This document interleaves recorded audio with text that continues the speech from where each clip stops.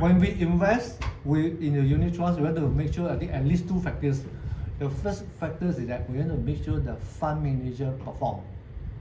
And based on our continuous assessment and research against the funds provided by different fund house, more than 30 over fund house in Malaysia, we will find that not necessarily a big company in size, a big company with the most agents can deliver good performance on their particular fund, whether it's an Asia Pacific fund, whether it's a China fund, or whether it's a big fund.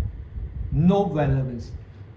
Some smaller company with no agent, they could have good fund manager and good strategy, and they can deliver very well performance to the investor. That's one. Second part, talking about safetyness.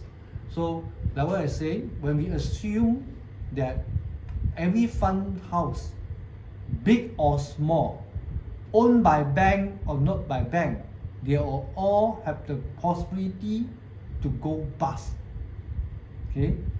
Then what we are talking about here is that if there's no trustee structure, maybe then we should see, wow, this company very big, or this company of the fund house owned by a big bank.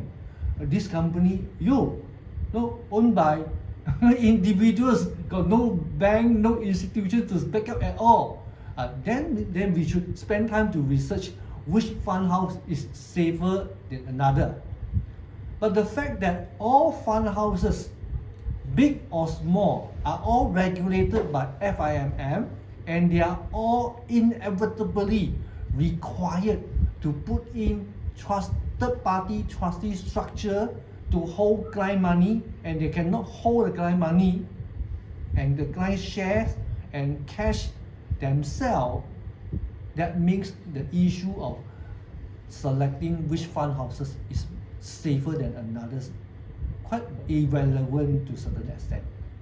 The focus is to make sure that they have a trustee structure. So that's why I seldom give good comment to our regulator or our government. But I would like to say, as far as unit trust is concerned, somehow it's designed in such a way that the interest of the unit trust investor is well protected because of the assistance of the third-party trustee.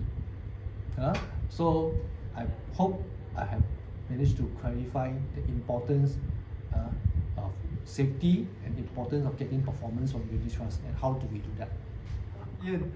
When it comes to retirement asset, we really need to play devil's advocates, for your own self, to say that, what if this happened? What if this happened? What if this happened?